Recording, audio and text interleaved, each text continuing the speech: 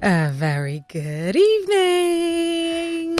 Good evening. Welcome to yet another episode of The Blueprint, where we have conversations that shape the future.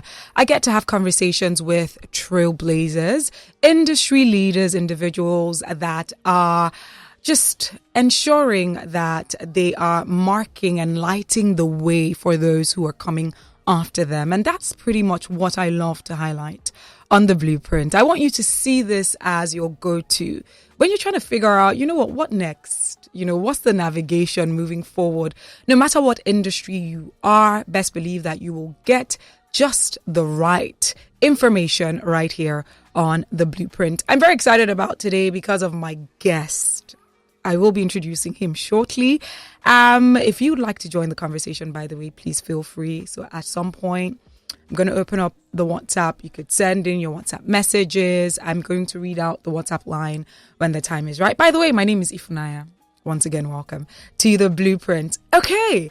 And my guest, I've heard so many amazing things about him. This is my first time meeting him. But, when people at the office were like, oh, is that your guest? He's such a remarkable guy. I was like, oh, okay. I've never met him before. So I would say that's a positive reputation that precedes you. He is the founder and group Chief Executive Officer of Landmark Group. So I'm going to take out time to just give you a little intro to who he is. He attended the prestigious Federal Government College, Lagos, between 1977 and 1982. He began his career in the built environment with a formal education in architecture, property development and construction management, and a London Business School MBA with merit in value engineering. He has 35 years of experience in the professional property environment, with experience in the design and execution of development projects. He served as development director with Beacon Housing, a UK-based house builder. He was executive responsible for the property and logistics team of Regus PLC during its rapid expansion years, which oversaw the opening of 190 business centers globally as well. He has expert knowledge of commercial property and workplace management. He has won several international awards due to his deep and passionate interests and contributions to real estate in Africa. He's a member of the prestigious Young Presidents Organization, YPO, and sits on the board of several national and international companies like MTN's Yellow Digital Bank, chairman of the board of Lakeshore Cancer Center, board director of Kimberly Ryan Limited, Carbon Bank, amongst others. He is also one of the renowned lions on the Nigerian business reality show Lion's Den and is a 3-time TEDx speaker. And I must mention this, he's happily married and he is a father of 2 amazing children. His name is Mr. Paul Onwuanibe, who is the founder and group chief executive officer of Landmark Group. Welcome. Encore. Just imagine that there's an encore somewhere. Absolutely. Thank you so much. Thanks for having me. And thanks for coming through and accepting to be my guest on The Blueprint. The pleasure. Like I mentioned, I heard remarkable things about you. People were like, oh my God, I'm excited. I'm going to listen. So it means that even with this conversation, we are going to get insight as to how you have built not just a brand within your industry, but a personal brand that I believe people respect and admire. And that's the reason why they were very excited that you're here. So I like my guests to be very comfortable. So we're going to do an icebreaker. Okay. So this icebreaker, I will be asking you a few questions and I want you to answer that very quickly. Don't think too much about it. I promise I won't. Okay. Let's start with, are you a morning person or a night owl? Night. Okay. If you could master one skill in this world, what would it be? Dancing. Dancing? Okay. What's the first job you ever had? Wow. I have to even think of that. Oh, car washing. Car washing. Interesting. If you were a drink, what would it be? Whiskey. Like that. You're very good at this. What is one random thing about you that people don't know? I'm shy. Interesting. You know what? I feel like this is the best place to actually kick off the conversation with you saying that you're shy. So let's take it back years ago, because I'm a believer that your foundational years are very important and pivotal in shaping who you are today. But let's go as far back as your teenage years. Take us into the mindset of Paul as a teenager. Wow, a nice one. So I had quite a strange sort of youth in that I was born and brought up in London. My parents were middle-class parents. My father was in diplomatic service. My mother works with the BBC. And but my father was very Nigeria-centric. And at the age of 10, he sent me to boarding school in Nigeria. My brother and I. Interesting. That's where I met Chris. Oh, okay, there you Federal go. Government College, Lagos. Yeah. Okay.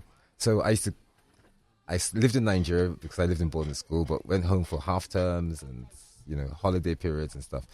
So that was actually quite, I had two lives then. I had my set of friends in London and my set of friends in Nigeria. But the first 2-3 years obviously were hard, were tough, right? Whilst I was getting used to it. Then I fell in love with it and I never wanted to go back. Yeah. But 5 years finishes very quickly, then you have to go back. So who was I then? So in London, I was a black boy in a white country. And in Nigeria, I was like a white boy in a black country, right? And I went through quite a lot because everywhere I was telling stories. Interesting. Because I was sort of different. Mm-hmm. And I made friends easily. I am shy, but I make friends easily for some reason. People say I have a friendly face. Yeah. So it was interesting times. I think those formative years gave a lot to me of what I have now, what I've used now in currently, just to navigate life, right? Because they were challenging. There was a lot of fun. It taught me how to keep my head down, but also keep my head high. Mm-hmm. My parents were disciplinarians, so my friends were going out at 6 p.m. I was coming home, right? At 6 p.m. I can relate. I'm going to bed at 7. So coming to Janiki gave me a little bit of some freedom because I can imagine because so like looking at Ijaniki, right now, like when I was in high school, we would see Ijaniki as very rugged. Like you better know what you're doing if you're in Ijaniki. So I can only imagine if you're living London and then so was Ijaniki what it is right now, if you still sort of have any insight as to what it is now. I want to know what the contrast was. So it's night and day, by the way. Yeah. I have to be fair here. I mean, I went to Janiki the other day because I was the guest of honor at the sports day. Yeah. And it was really interesting because I hadn't been for some time. It was interesting just to see. I mean, they've added a few more houses. There seems to be a lot more people in the school. Yeah. So when I came, it was, the Federal Government College was new. We were the second set. Oh, interesting. Right? So just behind the pioneer set. And we had white teachers, we had cornflakes and chicken. Interesting. So it was a really, the Federal Government colleges then were proper colleges. Yeah. I don't know whether the quality of education has declined or increased as it now, but the facilities definitely are not as good as they were then. Yeah. Yes, and there are a lot more people to cater for. There weren't that many of us then. So I think it's night and day. Okay. But I let the people who went recently tell me. Yeah. Now that you're in Nigeria, right, in secondary school, take us through, because I know that you went back to the UK, you worked in the UK. So how did that happen? Was that always the plan for your parents? So let's just bring him back so that he really knows where he's from, and then let's take him back. So how was that? So the two big influences my parents had in my life, and I was talking to one of my friends the other day, and I said, I left home at the age of 10. And I've never been back. Right? Oh, wow. And so technically, right? Yeah. So we went to secondary school to Federal Government College, Lagos, to boarding school at the age of 10. Mm-hmm. And apart from holidays, I'd never really lived at home again. From secondary school, I came back to the UK because my father had enlisted me in one of the schools there. Okay. And I'd been on that waiting list. So I went back to do my A-levels there, finished that, and decided I wanted to school in Nigeria. So I decided about halfway through secondary school, I wanted Nigeria. I wanted to didn't want to be cold, I didn't want to be in a place that was just a number. Interesting. So I took JAM. Okay. Came back literally on holidays for JAM. Wow. Took JAM.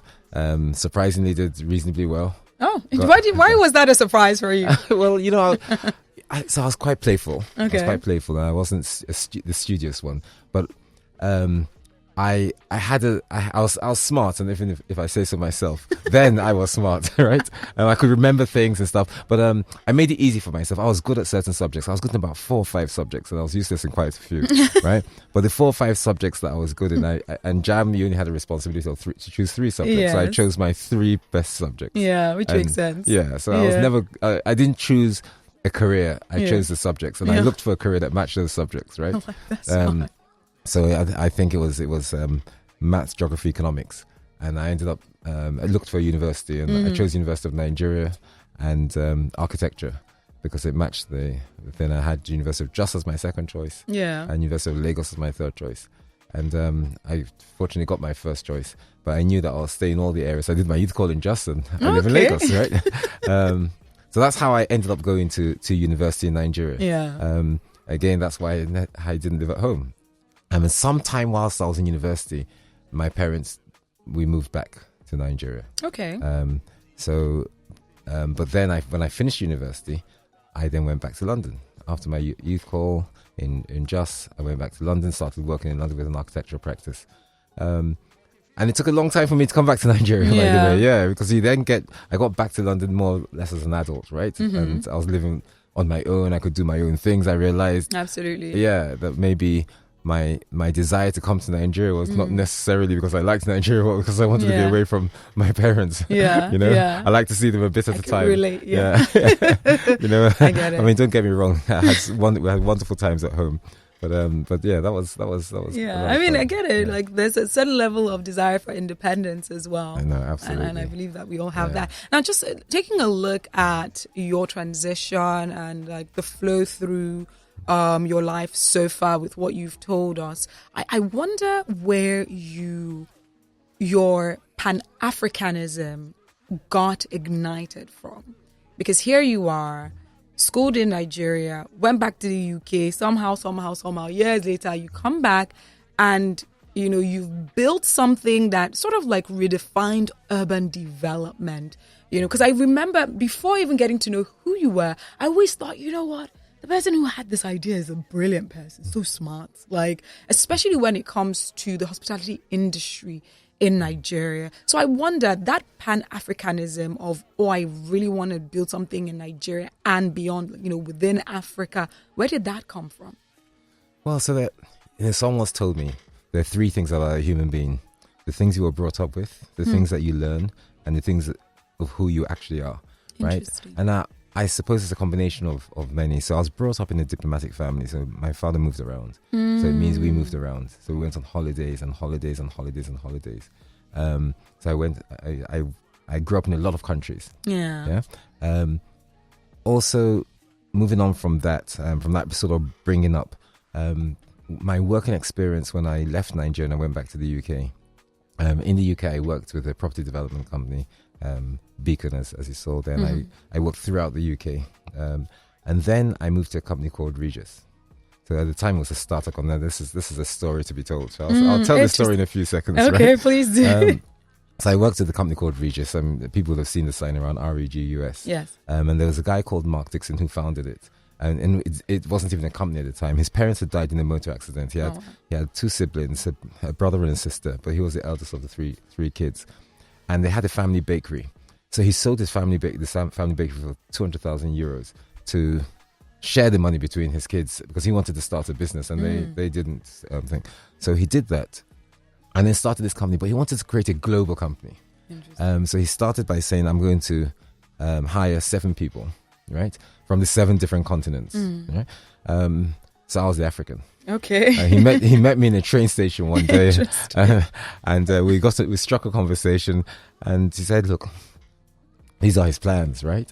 And at the time I was working as a project manager in a fairly decent job, and I thought this guy was crazy, but something about it sparked my interest. Interesting. So he hired me. He hired a Mexican called Bob Goodrow, a Dutch guy called Job Dawn, myself as a thing, and he had an Asian guy, Rudy Lobo. So there's 7 of us, and the company started, and the whole idea was to do to the office market what the hotel does to the residential market, right? So create office hotels effectively, right? That you could charge on a daily basis rather than get a lease, furnish it and stuff like that. So I was in charge of the property and logistics team. Okay. And fast forward, in 5.5 years there, I traveled to 169 countries. Wow. Yeah? But there's nothing sexy about this. Okay. It sounds good. No. Early morning, late night, economy flights, right? He didn't believe in paying hotel bills, so we were sleeping on the plane. No. Right? And airport lounges. So, it was a real tough. It was okay. I was growing up then. And I'm glad I did all that then. At least now I can fly economy without blinking. I have friends that can't even fly economy. They're concerned. So they don't sleep for 2-3 days. Oh my goodness. As I grew up doing this, so I'm okay. So he did that for a long period of time. Now during the time, he couldn't really afford our salaries for a long period. So he came to the 7 of us. But by then, this company was now 600 strong. We're operating in several countries and stuff. And he said, look, I want to give you, for the work you've done with me, 5% of this company each, right? Interesting. Yeah. But I wouldn't pay your salary for 12 months. So 4 out of the 7 of us took that offer. I was one of the people that said, look, I said, Mark, I love you to bits. I love what I'm doing. I've got bread and butter issues. I've got a family at home. Absolutely. Wife, kids, school fees to pay and a mortgage to pay. Anyway, fast forward again another few years. We worked our butts off. And then he floated simultaneously on the London Stock Exchange and the New York NASDAQ. Yes. For $1.4 billion. Wow. The people who took that 5%, I think, cash checks of $70 million. So that was insane. So that was a big experience in life, right? Oh wow. And Mark, I handed out those checks to these people, right? And shook their hands. I got a pat on the back, and my company car and stuff. But I had learned a lot. I had traveled the world. So coming back to your question is, that's the part of me that got made. The third part of me is that I'm naturally very curious. Interesting. Yes, and I believe in solving problems. Right, but not just solving problems, also trying to create impact. Now, creating impact and solving problems means you've got to deal with the majority of people. You've got to deal with the masses. You can't do it in a niche place. Yeah, right. So whatever I do, I'm an architect by training. I've learned the science of buildings all my life, and the relationship between people and buildings was my hobby. So I got into this leisure hospitality business through the real estate business, just because of the relationship between buildings and people, and I think when you see the things that you see, it's not because I dreamt all of them up, but it's because I had the wisdom to get the right sort of people, right, to do the thinking for me. I love that. Yeah. So we've had fun going along, and that show is still on the road. That's amazing, and there are just several parts of some of the things that you've mentioned that I would like to highlight. Let's go back to some of the things that you had mentioned with Regis, right? And you said that you met the founder at the train station, right? He met you there. Yes, you had a conversation, and he shared his plans with you. Now, I want us to just take a moment in that area right now. What would you say was one of the elements that stood out to you when he was sharing his plans with you? And the reason why I ask is there are people that have brilliant ideas, and a lot of times the issue or the roadblock is not having people buy into those ideas, and the power of collaboration. I don't know how much to emphasize that. You need the right people. You mentioned that. But what can people do? What is that element or that factor that will make a difference when you are sharing your plans with someone that will cause them to be a believer? Yeah, a really good question. I was about to say 3 things, but let me start with 1. Okay. You got to believe in yourself. Okay. So a lot of people have ideas and do things because they want to make money. It's just the wrong approach. There are many ways to make money, but don't ever pursue a dream because of money, right? So you got to believe whatever it is you're doing, right? You're doing it because you really want to do it. 1, you know how to do it. 2, and it can be done. 3, right? So you can't say I want to put man on the moon, right? And it's not actually possible to put man on the moon, right? I know it is, by the way. Yeah, but I mean, now it is. Rumored they went to the moon, right? But so you have to believe in yourself. So, and usually when you're having a conversation with someone, especially a stranger, that passion comes through. You actually feel that this person, you can go to war with this person, Absolutely. right? Yeah. So believing in something is 1. The second thing you've got to figure out is having the ability to actually do it, to carry it out. So, look, the graveyard is full of ideas. Absolutely. When people say to me, I have a great idea, nobody's thought of this before, I stop them there. I said, trust me, millions of people have thought about it before. The difference is that not everybody's been able to execute it. So can you? Right? Like if you think it's unique, forget it. It's not unique. There's nothing unique about us. Whatever you've thought of in life, someone else has thought about it. But it's the ability to execute. So my team will get tired of listening to me say this. Everything's about execution. I have it on my wall behind me. Yeah. Right? Good ideas are common, but the people to execute those good ideas are very uncommon. I agree. Yeah. I feel like I've been one person who's experienced that. Yeah. Like I'm one of those people who'll be like, I have such a great idea. But then I just get stuck because I'm just like, how do I even begin executing it? But I do agree. So it's tough. And then the third thing is, a lot of people want to succeed in life. Almost everybody wants to succeed in life. Most people want to be rich. Most people want to be happy, right? But not everybody's prepared to do the things that make them happy, succeed or rich. And and that means to be relentless about something, to climb the mountains, to push down the walls, ignore the obstacles. And it's not that easy to do it if you don't have the passion and the drive and the belief that it needs to be done and that you get to the other end. So again, another saying on my wall, if you want something you've never had, you've got to be prepared to do something you've never done. Oh, man. Right? Yeah. So not many people are prepared to do that, right? Yeah, people true. want things, but they're not prepared to climb that wall. You can say that again. Yeah. So and when I sat down with him, I worked for a brilliant guy at the time. His name was Patrick Crotty. God bless his soul. He was the project director, and we were building the Waterloo International Terminal, which at the time was a normal train station. Okay. And it was being expanded into literally a train station, but an international train station. It was going to take trains to Belgium and Paris. And Patrick Crotty thought to himself that, people come to the train station just to get onto the train and go. So he thought, I'm a magnet. I'm bringing so many people here, but I'm giving them nothing to do. So what we're going to do here is we're going to create a train station that people didn't just come onto the train, but they had shops, they had activities, they had adventure. That's how it started in the UK, by the way, and that's how it started in Europe. Now you go to airports. In those days, airports was literally you get there, you show your passport, you get on the plane, right? Yeah. Wow. You're in the departure lounge. Now airports are like hotels, right? Yeah. They're activity centers. Absolutely. Then, and I'll betray my age now, right? But that's okay. That's okay. But I'm talking well over 30 years ago, right? So I was working for the company that was building it at the time, and when Mark walked up, he was waiting for a train, and he had some time to go, right? So we started talking. So I was telling him what we were trying to do, okay, and he liked it. He liked the idea and stuff, and then he started telling me his own vision.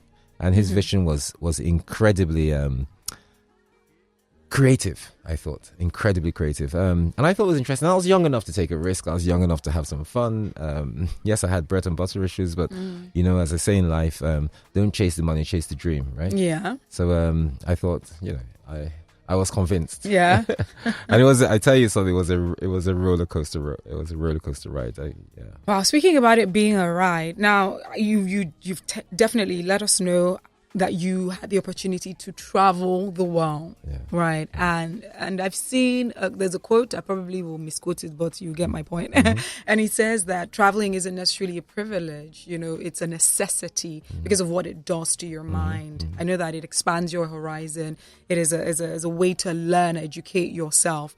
Now, for people who don't have that opportunity, because some might say, well, you're well-traveled, you had international education, you had a mix, right, of that and experiencing work internationally and all that. And those who actually don't have that opportunity yet or have never had that experience, what will be the alternative? Because we know that was a part of building your mindset. Now, for those who don't have that opportunity, what would you say is the alternative for them? Gosh, you're incredibly creative. That's a really good question. Thank you. That's a really good question, by the way. So I remember when writing my CV in those days, and I used to give all my experience, and then I will say that what I haven't experienced, I've carefully observed. Right? So I like that. In that answer, or in that answer lies. Of course. In that question lies the answer. If you don't have the opportunity to do something, and right now in this modern day and age, it's so much easier to do it than in the time I was growing up, right? Because in the time I was growing up, you just have to dream, right? And you read books. Now you don't have to read books. I mean, there are all sorts of virtual, interactive platforms that you can go anywhere you like in the world. You can read books. You can read other people's engagements, other people's feelings, their views.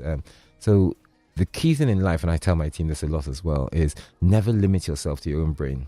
Never limit yourself to your own experiences, right?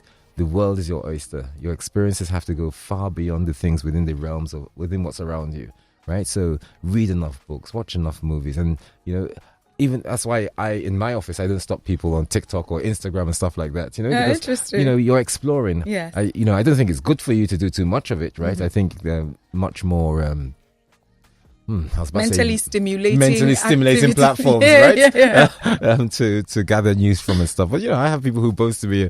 I get all my news from TikTok. And I think, wow, I hope you're not living in Disney World, right?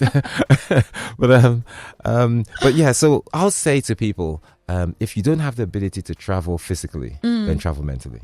Love that. Yeah. So whatever you do, just make sure you don't restrict yourself to the stuff in front of you.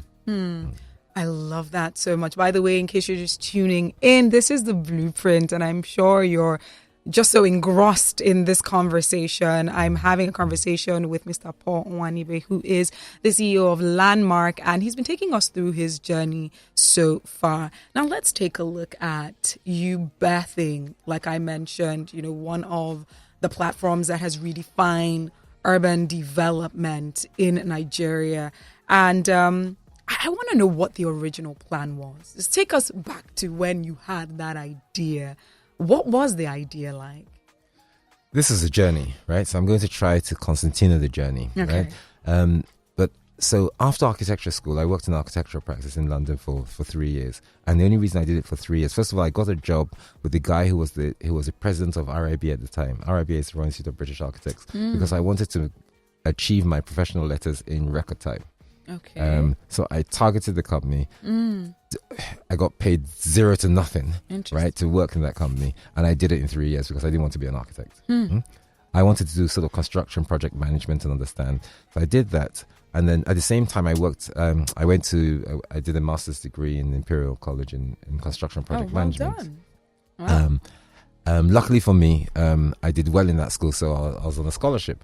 It wasn't the same when I tried to do my MBA. But so having done that, and I then realized, and I started working with Beacon, and I then realized that there's a whole economic basis to architecture, to projects, to property, and I felt I needed a little bit more information or more knowledge and more awareness. Yes. So I went to do my MBA, and I went to London Business School to do that. And I took out a whipping loan, right? From memory, it was about £80,000. And, £80,000 then was like £800,000 now, yeah. right? And went to business school, did a project did my MBA, and did my thesis in what's called value engineering. So value engineering was a concept of reducing costs by reducing the amount of things in a chain that you don't need in a value chain. Okay. And it was quite interesting. But I was so serious about it and so intense on it. I happened to do quite well. I had a distinction, and then the school offered me a lectureship position if and they will waive my school fees, right? If I lectured for 2 years. So I lectured for 2 years. Now, you did? Yes. That's amazing. For 2 years. Well done. But that's not the beginning of the story. Okay. The real beginning of the story is in that time I slept 2.5 hours a day because I worked. I had a 9-to-5 job. Wow. I rushed around 4:30 from my office in Stratford to LBS to do the lectures. Wow. After that, I went to the post office at Farringdon. For those that know London, at Farringdon to do letter sorting. That was about 10 p.m. 11. Did that about 3 a.m. Rushed back to where I lived. I'll get back about 3:34.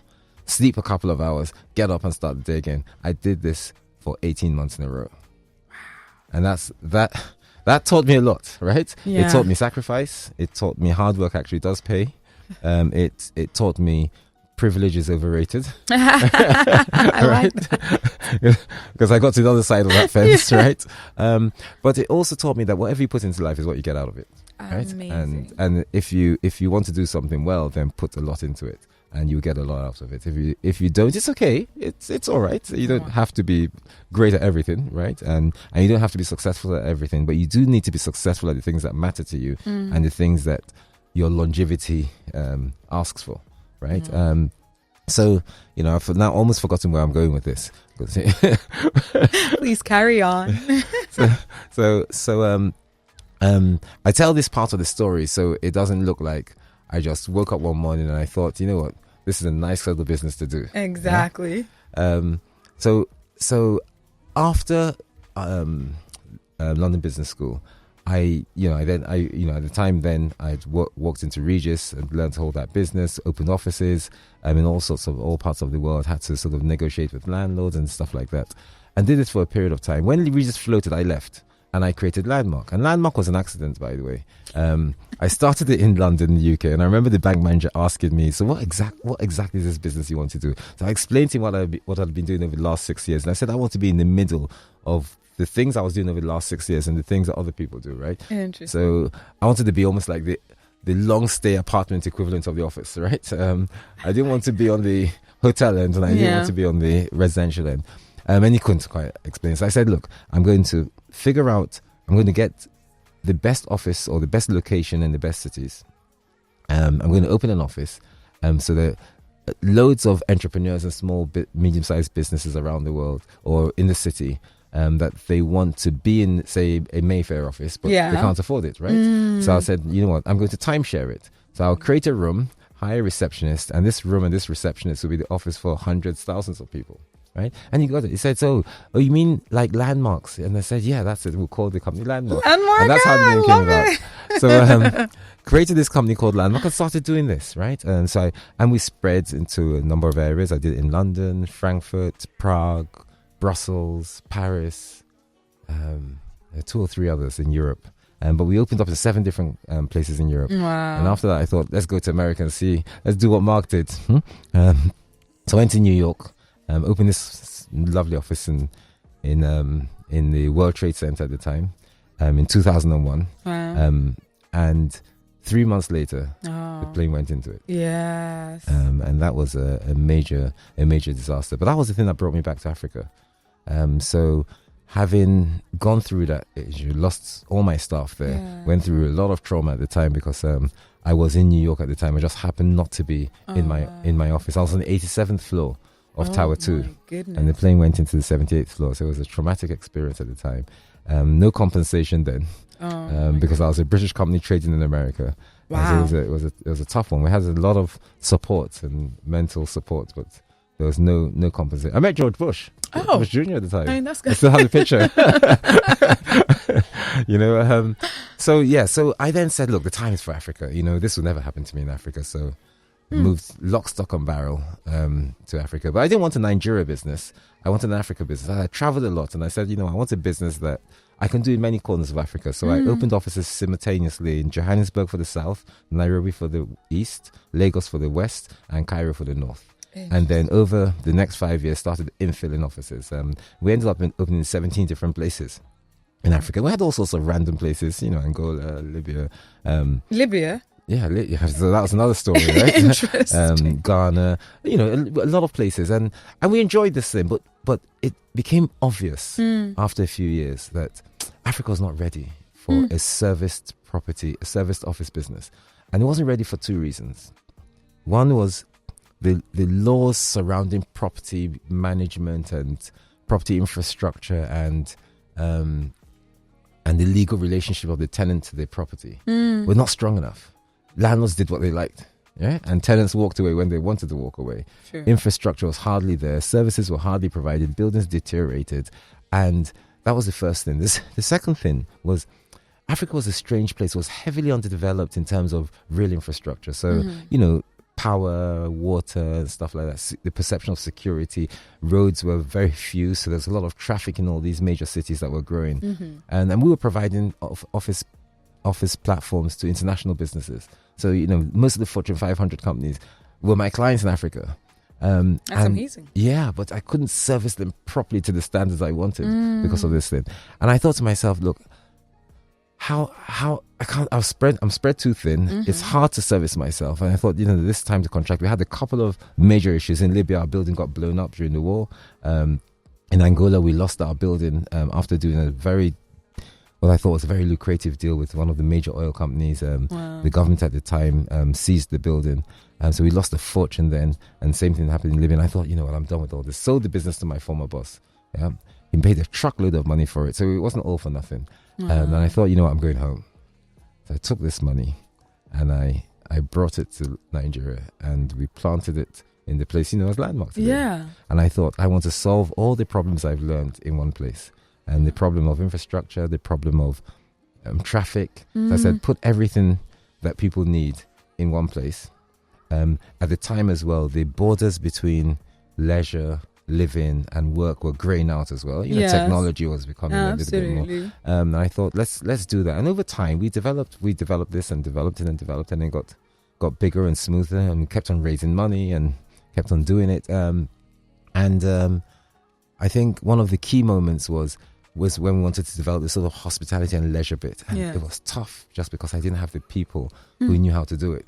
And, and I wanted to create a company in Africa by Africans for Africans. I didn't have foreigners working for me. I didn't want foreigners working for me. So I thought, you know what I'll do? I'll take all my stuff to a place that they can see it for themselves. So I chartered a jet. It was the most expensive thing, by the way, I've ever done in business. Wow. But it was worth it. Okay. And there's still members of my team with me now that we chartered a jet and took best part of 300 people to Dubai.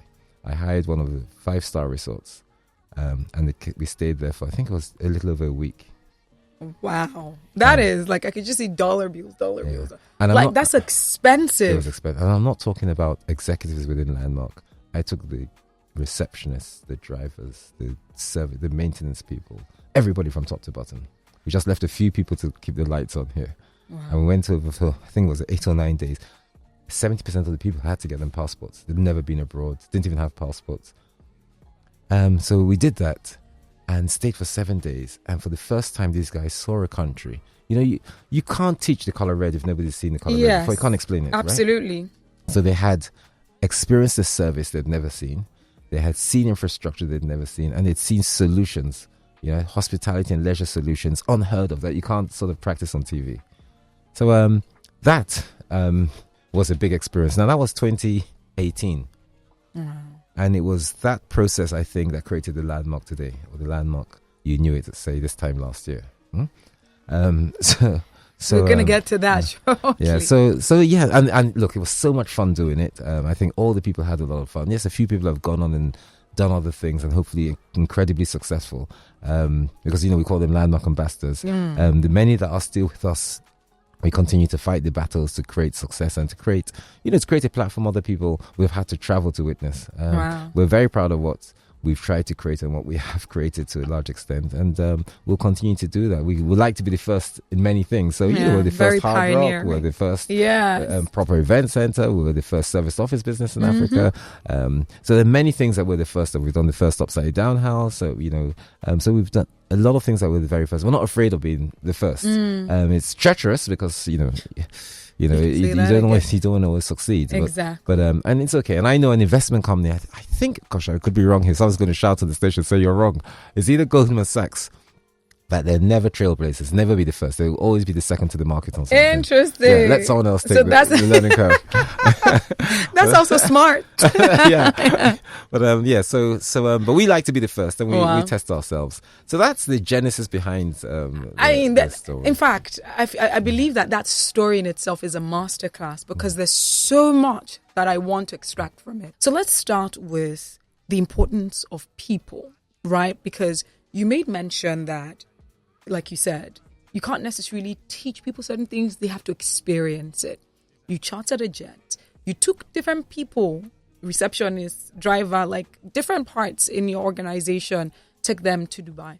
I want you to speak on the importance of people and the role that people play in making your dream a reality, or your goal or your vision a reality. All right, so maybe I'll start with a phrase I once heard. And it says, success is the ability to make ordinary people do extraordinary things. Amazing. Yeah. So the role people play is obvious. Everything. People are the business of doing all the things that are good and doing all the things that are bad. Yes, right? And, problems are not caused by machines and platforms. They're caused by people. Solutions are also caused by people. So it's so important to not just have people, but have the right people. Have people who are trained, but most importantly, have people who think like you and who relate to you and who have the same sort of bravery that you may have, if I can call it that. Yeah. Forgive me for the use of the word. It's a strange word in business. No, please carry on. But I think in business you've got to be brave. Absolutely. Right? You've got to be resilient. You've got to be adaptable. You've got to be creative, and you need people that fit, at least tick 3 or 4 of those boxes. So yes, I'm a big believer in people. It's everything we do. Yes. I love that. And you made mention the word resilience, and the stories that you've told. You are not a stranger to situations that have built your resilience. We're going to speak about what happened last year, but even prior to that, your life and your story, and with this building being brought down, maybe they bombed it, or with what happened in 9/11, you have experienced these different things. So resilience for you're not a stranger to resilience. Now, just taking a look at what happened with the Lagos Calabar Coastal Way, the controversy, we saw the story, we reported on that story right here. We're furious, we're infuriated for several reasons, apart from the fact that this became a part of our lifestyle in Nigeria, where we know that during the weekend we know where we want to go because we have a place that has everything. It's like a one-stop shop for your enjoyment, for your relaxation, for your family time, and that just was taken away from us. So that was a very infuriating time, and I want to ask you, how was that for you mentally, seeing that parts of the structure were demolished due to this Lagos Calabar Coastal Road? Mentally for you, how was that? So, it's a tough question, by the way. So mentally it was tough. It was tough like anything. I always say, when people ask me this question, I say, have you ever lost something before? Right? Have you sort of misplaced something and you actually can't find it? Imagine if it's money or your phone or something. Imagine how you feel. And if you never find it, how you feel. You feel you just lost something you worked so hard for. Absolutely. Right? And then imagine if that thing had an emotional attachment as well. Right? It's a double pain, right? Yeah. Now, multiply that 1,000,000 times. Wow. Right? So that's how I felt. But hey, you can't, it's like grieving, right? It's like you lose someone. It's painful. You've got to focus on the good things and not the bad things. You've got to focus on the future. And I said the best thing after something abnormal has happened to you, right? A big challenge like this is you first of all have to survive, right? You've got to say to yourself, what do I have to do to survive? Absolutely. Right? Then after that, you figure out how to thrive. Yeah. Then after you figure out how to thrive, then you figure out how to excel. Don't try to excel or thrive before you survive. Right, so it's a step at a time. Yes. But yeah, it's tough. It felt tough. I went through the 5 stages of grief. I'm sure you heard of the first stage of denial. Yeah. Absolutely. And I thought, this, of course, it's not happening. Of course. And then you get then you realize it's happening, and there's some anger. Yes. Right, and you have to control all that anger, right? Because people read it the wrong way. Yeah. Then you start bargaining, right? And you say, all right, yeah, I'm going to negotiate with people, right? Let's see. Surely let's common sense prevail. Then you negotiate, you're bargaining, and that doesn't happen. Then at some point you just accept it, right? But you go through a lot before you accept it, and when you accept it, the quicker you get to acceptance of the situation, the better, because you can then stop looking back and you can look forward. Because as I say, for every disaster there's an opportunity.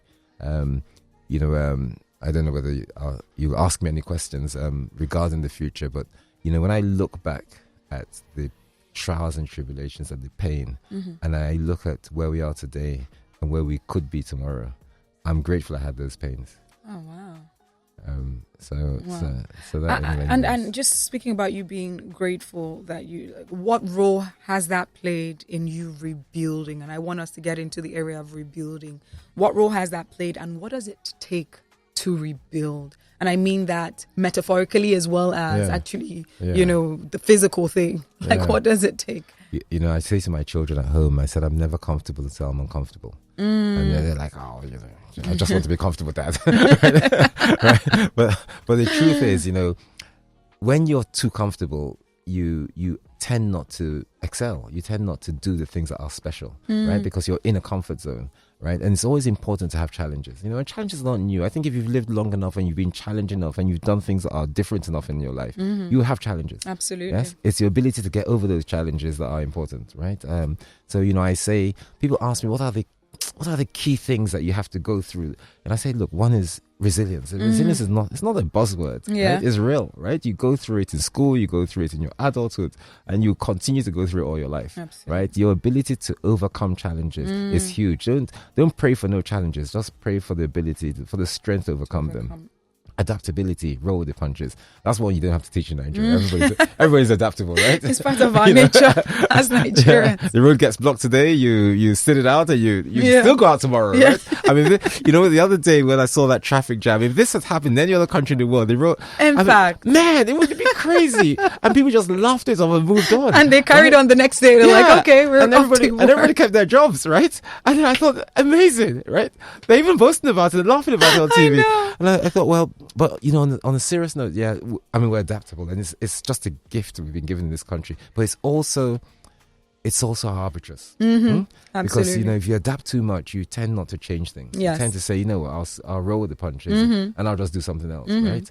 And the third thing is excellence. You know, you have to, irrespective of the problems, you have to figure out, how do I be the very best? I have so many stories. I just know you don't have time. Oh, my days. I would love to hear those stories. But one day. But so I do think all those things helped me personally, helped us as a business. And, you know, you asked this question. It was this time last year. We were speaking about something the other day, and we were celebrating something in Landmark, and my chief strategy officer said, you know, this time last year, this was the toughest time in his life. And I thought to myself, you know, it was the toughest time. It was one of those really tough times. But I always say, look, nobody died. Yeah, thank God. Yeah, thank God. You know, we've had disasters in Landmark where people died. Wow. Right? You know, World Trade Center in Libya, you know, COVID. Yes. Right? This was a commercial tragedy. Right? It was a commercial tragedy to the 4,000 people that worked there. Obviously to the businesses that have been created there, and you just said it yourself, to the 5 million people that visit us every year. There you go. That was so annoying, but it's been such a fantastic conversation, and I have to bring it to a close at some point in a couple of minutes. But I want to ask you, what would you say this chapter of your life is titled? Now, just think about it. Where you're at right now in life, what would you title it? Wow. I've never been asked that question before. Wow.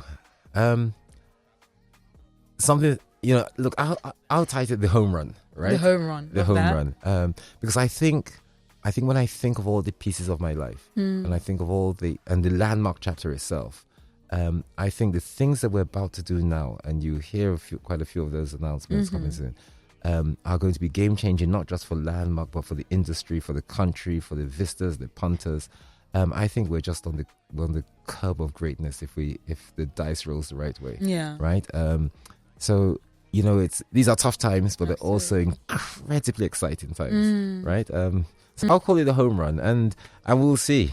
I love that. You know, bring me back this time next year. We'll know for sure. Certainly. All right. We would need to wrap this up because it's already 6, but quickly, this is from Namdi saying, I'm so enthralled to hear Mr. Paul, who is my personal role model, whom I consider to be the most innovative mind to ever come out of Africa. Ouch. I admire his ability to take risks on Lion's Den as well, and I would love to meet him in person.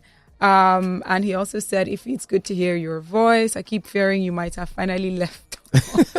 No chance. I have only one country. There you go. I'm still very much here. So, Mr. Paul, before you leave, right? I like to. There's a segment that I like to do before my guests leave, which is to find out how much you are able to interpret Gen Z slangs. Wow. So I'm just going to give you a feel. Just try your best. I'm sure you'll be able to do it. I will try. My EA makes fun of me all day long since I just don't understand Gen Zs. I have them at home, I have them at work, but I don't understand them. But let's go for it. Okay, so the word slaps. When they say, "Oh, this thing slaps," what does that mean? I assume it must mean good. Is it? I've learned, one thing I've learned is if they say something, it means the opposite. Oh, it's hot. That means it's cold. If it's cold, it's hot. Oh, that's good. Because that's true, actually. And then... You're not Gen Z by any chance? Who knows? And then she understood the assignment, or he understood the assignment. He went to do the job. Just think a little bit more. You're almost there. He likes me. So yeah, he did it as he was supposed to do it. Okay. So he did exactly what was expected of him. She did exactly what was expected of her. Okay. Now there's an acronym that I'm going to share with you. So think deeply about this one. It's IYK.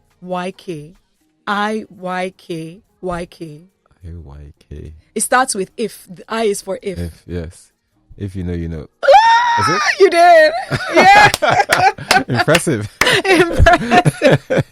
The last one. That was a wild guess, by the way. That's a good guess. The last one is we outside. We're outside. Yeah. We're ready for you. We're waiting. We're inside. Doesn't mean we're inside. It's like we're out and about. We're going out. We're outside. Wow. We're going to landmark. Okay. Why didn't you just say we're out and about? Because that's not gonna slap, right? It's like we're outside. I love it. Thank you so much, Mr. Paul. It's been such a pleasure having this conversation with you. Like I made mention, what you've done has redefined what we know as urban development in Nigeria. Your life and your story thus far is a masterclass, and I'm hoping that I get more time to just glean from, your stories and from the lessons from your stories. And thank you for being so gracious for sharing this, with people, the next generation, because how it's easy for people to say, oh, we did not start today. But the things that we don't know the backstory. A lot of people like saying, oh, we did not start today, we've been here since. But like your story, like how you've taken us as far back as from your teenage years to when you went to uni, when you worked, like we know that you did not just start today.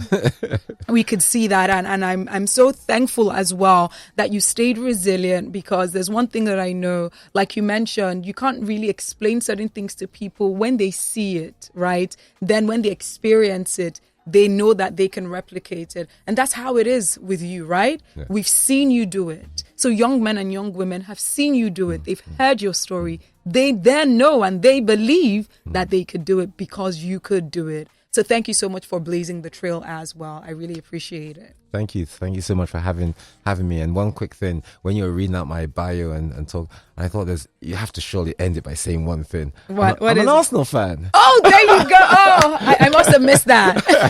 So you can see where some of the resilience comes from. I was going to say, how are you doing? Because, being an Arsenal fan. Yeah. You can see where the resilience comes from. There you go. If you can support Arsenal, you can support anyone. I love it. All right, guys, that's the end of the Blueprint for today. Thank you so much for joining. Remember, this happens Tuesdays at 5 p.m. Someone said Uncle Paul is a goat. That is the greatest of all time. This is from Chidi. And someone said, if you don't stress our very own landmark. I'm not stressing him. Sorry. Without those Gen Z slang, I'm sorry. No vex. All right, guys. Thank you so much. For those who might want, are you social? They might want to follow you. Yes. I'm Paul Onwuanibe on my Instagram. Gosh, I don't know what I am. I'm Paul Onwuanibe everywhere. Across on LinkedIn, on Twitter. I'm Onwuanibe1 on Twitter. On Twitter. But yes, please follow me. Send me messages. I reply almost every single message. I love that. Yeah. I love that. All right, guys, you can reach out to me on Instagram and TikTok at Ify_I. That is IFY_I. Don't forget to follow Lagos Talks across all social media platforms. Now, this episode is going to be up on our YouTube channel, Lagos Talks 913. Go check it out. Don't forget to subscribe, like, share, all that good stuff. I'll be back, God willing, next week, Tuesday, 5 p.m. Have a lovely, lovely rest of the day. Thanks for tuning in.